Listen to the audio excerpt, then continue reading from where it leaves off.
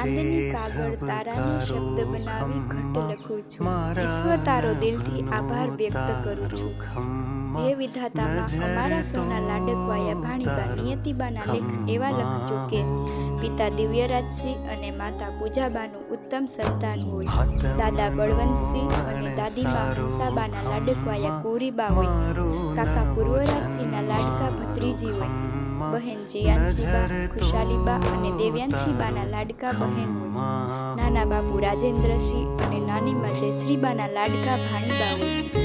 મામા વિતરાજસિંહ, માસીબા વંદનાબા, હર્ષાબા, દિવ્યાબા અને એકતાબાના રાજકુમારી હોય.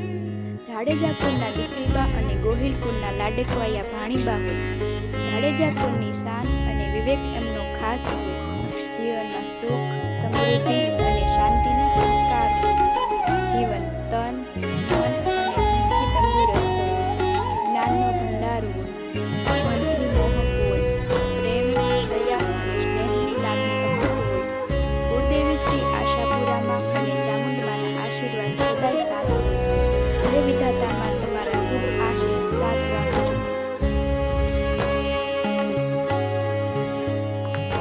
મીઠપ રાંધો હરખ રાંધો